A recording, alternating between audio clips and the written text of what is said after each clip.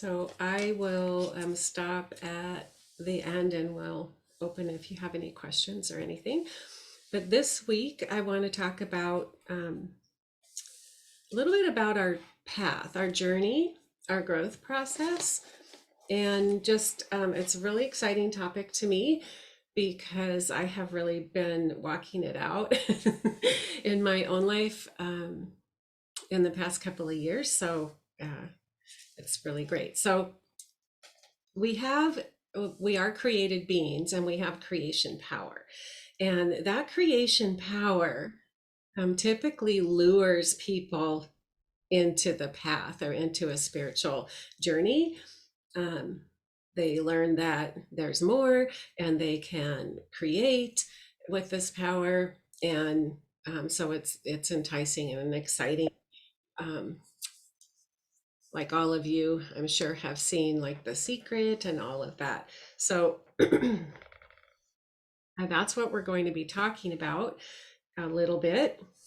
So when I have people um, come into my path that want to work with me, and even how I was at the beginning, people are like, give me the steps for success, give me the program to memorize, give me your reading list, give me the map, the map to fulfillment, to the prize, the treasure map. And people will be really good with vision boards and affirmations and visualizing, and all of that is good. We're going to get to that. But why do we want all of this? Because we want to be successful, right? We don't want to fail. We want to succeed, and we don't want to do something wrong, and we want to be right, and we don't want to look like a fool, when we want to get to the destination in record time. And the thing with the school of life is it's not like school where you get steps and you get a process and you apply the steps and you apply the process, and gumballs come out of the machine. You get the fruit in your life. It isn't about doing the vision boards, or doing the affirmations, or doing the visualization. It's about the process. So hands down, every person who has worked with me has come in with a fear of themselves. And you're like, no, that's not me. But yes, we fear looking into our soul. Not one person has come that has not feared looking deep into their soul, going inside,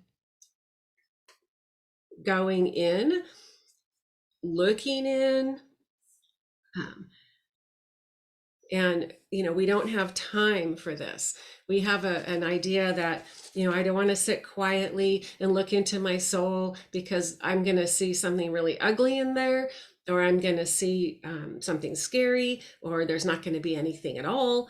And we're too busy. We're too busy moving on our path, and we're in a hurry to get somewhere. And we feel that we'll get somewhere that's going to satisfy us, and that we're going to look good. We're going to look like we have a successful life. We will have done it. And we truly fear being naked and getting lost, not finding the path, and being left behind. So all of these are excuse me, our concepts of the mind, and our things that we have acquired and been taught along the way.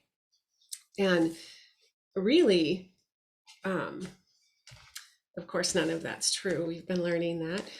But we go in and we're like, I have a vision about what I want, and I have a vision or a goal, and this is something that excites me, or this is something that I picture for myself, whether or not it might be what's waiting to be born out of your soul, right? But we get this concept, we get this idea, we get this picture of who we're going to become, what our life is going to look like, our job, and all of this kind of stuff. we hook onto. So what if we don't get exactly what we intended for, right? Um, what if it's better? What if it's less, right? Um, so we're going to talk a little bit about that, because much of what we don't get exactly what we intended for is because we're missing the whole point in the process, and we're not being punished or left behind, but we're missing the point that we're here to grow. We're here to grow. We're here to birth forth our divinity. If we were raised up where we were taught about that we are divine beings and that we're creation beings, we would be creating way before now. We would have had these concepts down, right? So we're doing it now as we're discovering and learning, but we can come forth into life. But even being raised in a family of all of these beliefs being taught to you, you still must own them all, and you must discover them for yourself. You can have a list, but it will not be real to you until you own it, right? So we forget that, you know, we set our plan, and we might include the divine in a little meditation. This is what I want. This is how I want it to be. This is my desires. And then we get up and we go. I want something to do. I'm going to go make it happen. But we forget that a seed grows in darkness under the soil, and a big desire grows in the depths of our heart, right? And you know, we have to wait for the sun to shine and the soil to heat for the thing to break forth and start to come up to the surface. It requires patience and perseverance and the belief in the possibility, in our highest and best potential. And that and knowing that we are on a journey that is far more remarkable than what we achieve in our idea and concept of what is successful. So the truth about us is that, you know, the reality that is here for us is loving and beautiful, and that we are our life and we are the path. You know, like Gandhi said, to know the path, you must become the path. And I've told you guys before, I meditated on that statement for a year. What does that mean, right? And I slowly over time, I got it knowledge, like I got it in an understanding in my thinking mind. I understand the words, right? But to really get that, you know, I am the path, you know, that life's experiences and what I learn about me and love are the pavers that are laid down that I am walking on. Like I am my path. I am birthing forth my life moment to moment. And, you know, but we read stuff, we take it in, we understand it, and then we can regurgitate it, so we think that we own it or that we have it.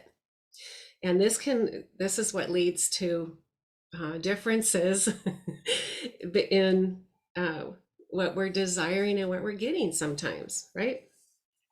So, you know, our life journey, it can be the most marvelous adventure, a treasure with a treasure around every corner, right?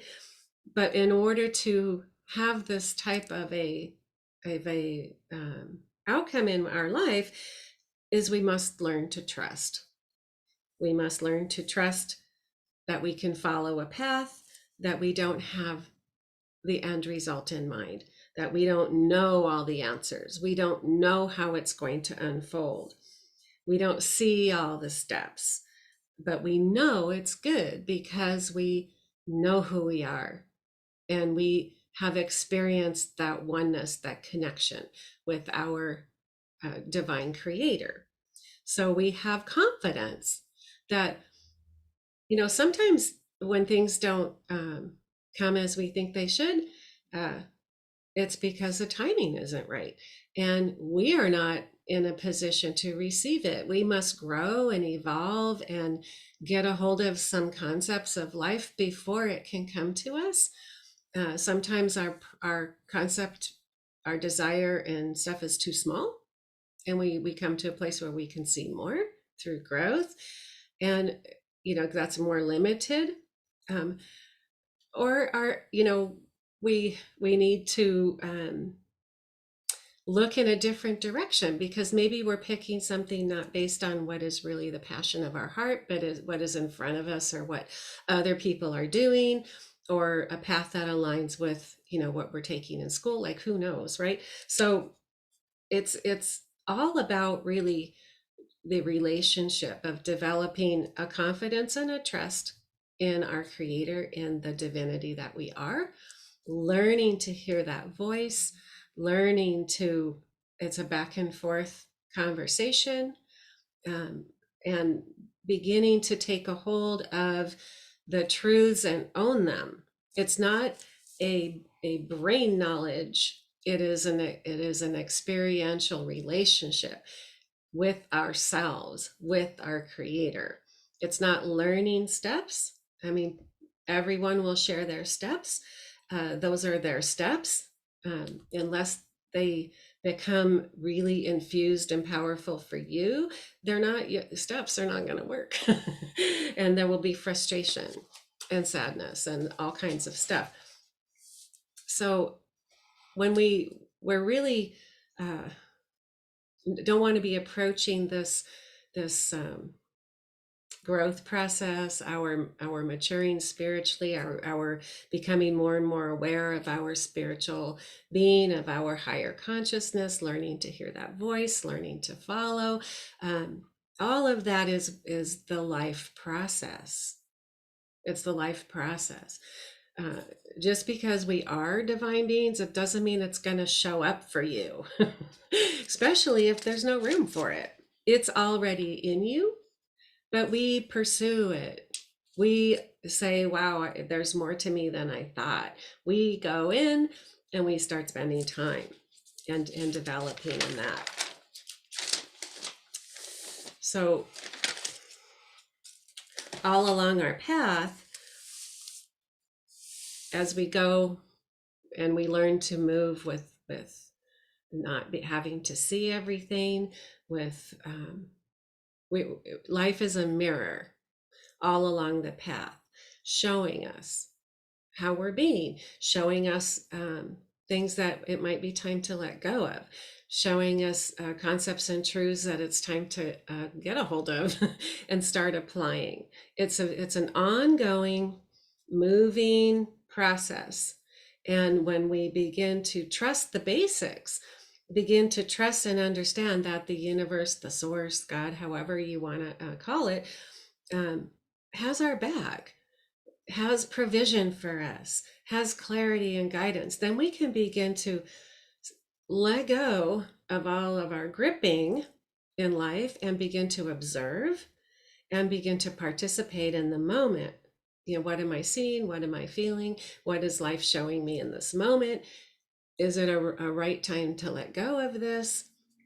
Or is this something I just need to hold on to for a while longer? How is it helping me? How is it? And there's a peace in the process, right? A peace in the process. But it's developing that trust and that conversation. So there's going to be pain. That's a perspective shift. And I know there's like, people's brains are probably like, oh, she doesn't know what she's talking about. There's going to be pain on the path of life, but it just takes one perspective shift, oftentimes, to see it from a different angle, to take it less personally or not personally at all, since nothing is personal, right? There's going to be tears. We're human. We're human beings. This is how we get things out. We evolve. There's going to be tears. It's okay, right? Pain is pain, and suffering is optional. And when we insist on suffering and staying in suffering, it turns into wallowing, and wallowing creates a victim mentality. And we begin to think that I can't change because of this and that. I have no choices. This is painful, and it can become a lifestyle. And that is why, everything is for a season. Uh, and then we need to move through it and move on, gain the correct perspective, the perspective of this isn't personal. This is something I'm moving through, right? Um, Looking at it from, what brought this into my life? How did I bring this into my life? That type of thing. And tears last for a night, joy comes in the morning. A night is a moment in time. It's not a night time, and, there's going to be a breaking down of old concepts and ideas. That's painful sometimes. And things that don't serve our soul's journey, our ultimate soul's journey, which is higher and better than we could even imagine. We will come across these bumps in the road, boulders, holes, potholes. It's going to feel like the world as you know it has ended sometimes, right? But we're promised that we're going to rise like the phoenix. Not because we don't lay there in the pothole and someone comes along and lifts us up. No, we sit up and go, I'm in a pothole. Why am I what's going on? How can I get out of the pothole? What next? What am I learning from this? Like, that's the active process of our growth, is we engage in it. We engage in it as we move along. So growth and evolution and progress on the path can be sweet and joyful, is really intended that we grow peacefully and joyfully, right? We make the difference of how we grow by choosing either surrender or resistance, right? We can trust, we can ask for perspective. How might I see this differently? What's a perspective I need to see and understand? By participating, this is another opportunity to move forward, in the game of life, right? Or we can choose resistance. This isn't how I wanted it. It's my way. A stubborn pride, fear, self-protection. Why did this happen? Victim, blame. All of the things in life are here to allow us to grow. They didn't happen to make us grow. We created situations in our life that now we get to grow from. When we're tuned up and we are deep in our relationship, we hear, this is not the relationship for you. You won't feel a confidence about the job. There's a better one coming. Like, we begin to listen and hear instead of focusing on what we want, what happened, what we don't have, and creating all of this bouncing around inside our brain. It's really hard to hear what's happening inside our heart, right? So we learn to drop down into our heart, to have an ear into our heart as we go forward, right? We choose the outcomes. What are we filling ourselves with, right? What are we filling ourselves with? What are the tools in the toolbox? When we're under duress, when something breaks or something needs fixing, we run to the toolbox. What's in your toolbox? What have you filled it with, right? What are you reading? What are you listening to, right? Are you putting in tools that can be brought to the surface by spirit that will help you? That will help you. We spend a lot of time feeding, like that one quote, and I love it. It's like, if your brain is the mind of God, what are you feeding it? Right? What are we, not that we lock ourselves in a cave and we read only, religious material, which has its faults too. So no, but what are we putting in? How are we expanding ourselves? How are we becoming more loving, more open? How do we surrender more? What are we feeding into ourselves that can then be brought forth when we need it, right? When we need it. So, Who's making the truths in your life? Who's making the tune that you're living to, right? Is it love, divine love? Is it religion? Is it science? Is it media, doctors, Hollywood? Who's painting the picture for you? Who's guiding your path? Who's putting truths into you? If we put fear, fear, fear, fear in all the time, when you run to the toolbox, you're going to have fear there for you. And it's going to be challenging, right? But we must discern, and we must take in a good food, right? Good food into our lives and into our hearts and into our mind. So we have the power within our soul for creation. We are powerful, and we are learning that, but it requires active participation. It's our own unique life. There will never be your life again on this earth. It's your responsibility to engage with it. It's your responsibility to discover who you are, what you are, and all that is within you. It's your responsibility. It's your responsibility when you are confronted with something that requires change, that requires letting go. It is your responsibility to let it go and acquire truth. We're moving, we're not passive bystanders in our life. We are active participators. If we're wanting to fulfill our highest potential, it is there for us. The path is lit. We are learning to walk on it. We're leaving behind our baggage. We don't need it, right? So it's gonna, when we need help, we ask for help, right? I need help. I've used all my tools. Like I've come to that so many times in my life, but the more I grow, I run to my toolbox. I'm like, okay, I need something that's not in here, right? And I ask for help. And I promise you, the universe is going to give you something that's going to stretch you. It's going to stretch you. It's going to require more from you, not in a negative way, but it's going to get you out of your process, out of your mind.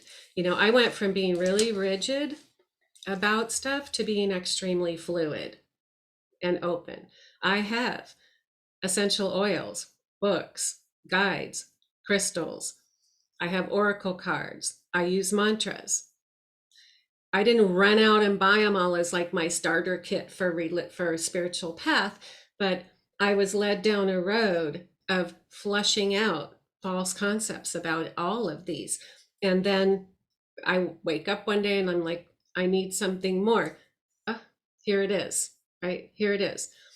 The mentors that are sent to us, they don't all the time look like we think they should, right? They don't, because we need to be stretched. We need to get past our concepts of ourself, past our self-protection, past our ideas about what we think we know so much. We actually know nothing.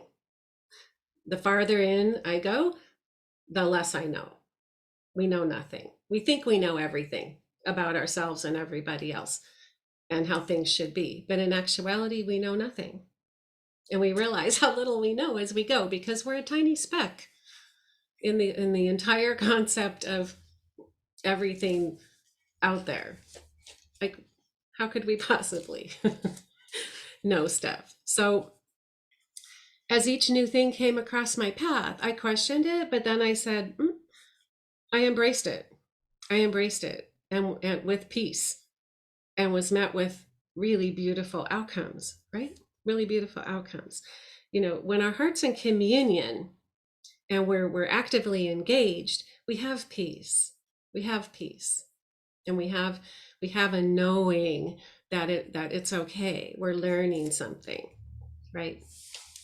The God, the source, the I am, the universe is non-dimensional, is unlimited, it's all inclusive. No religion owns the universe or God, right?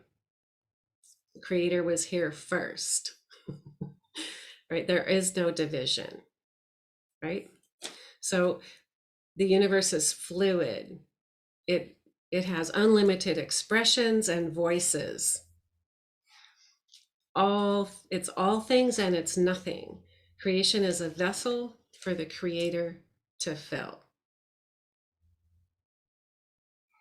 And we need to get a hold of that because we know a true message, because our heart knows. Confusion is of the mind, knowing is of the heart. We've been walking down that road. I am a little God, and God is speaking to me. I am a little universe, the universe is speaking to me, right? Creation is the vessel the creator fills. So I am, little I am, right? Drop, ocean.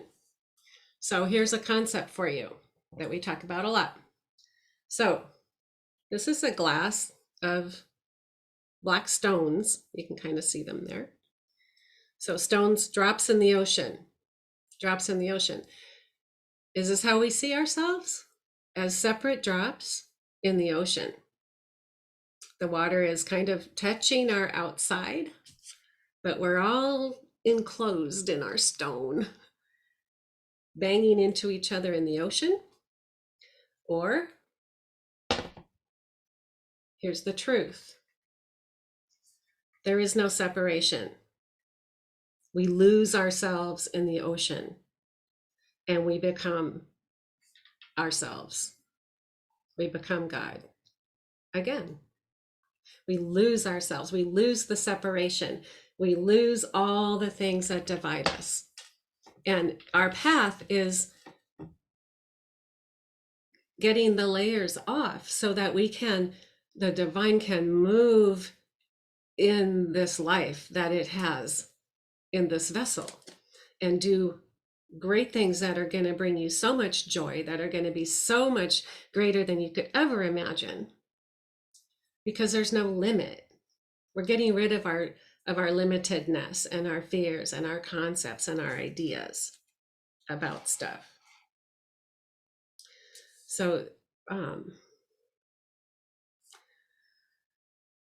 we don't lose our uniqueness when we lose ourselves in the ocean.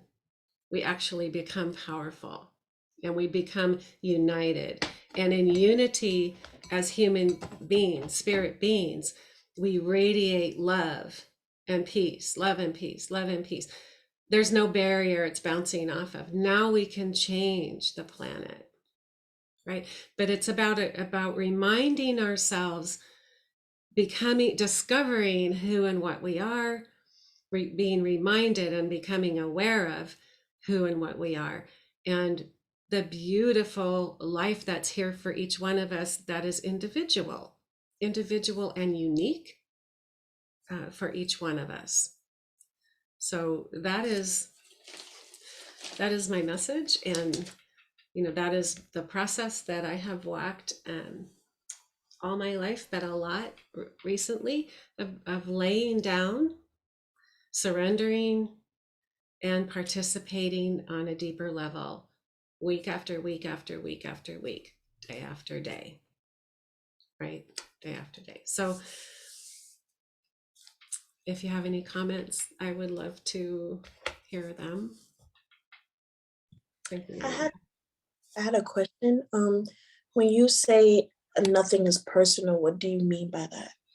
So nothing in our life is personal. So we perceive that something's happening to us personally, but really it's happening through us. And if you really, if it's somebody that's like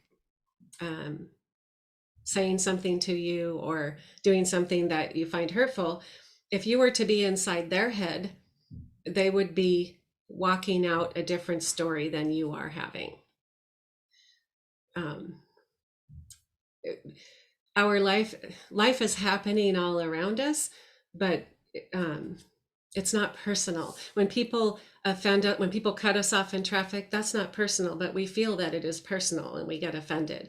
When somebody yells at us or calls us a name, ugly or whatever, it isn't personal. They're walking out their story. They're speaking out of what's happening in their mind.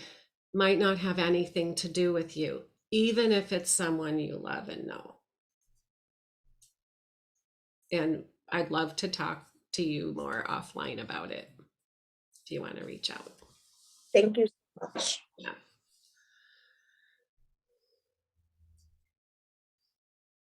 Yeah, it's a foundational truth, and it really helps a lot to get that because we spend a lot of our life responding to things we think are personal. It's just a great reminder. Mm-hmm. What a powerful lesson. I only got 3/4 of it, but it was great. Well, I didn't really start till after you came in. I know, but I missed a little bit because I couldn't figure out how to get the sound on my damn phone, but that's okay. You can I watch figured it on it out now. YouTube. Probably.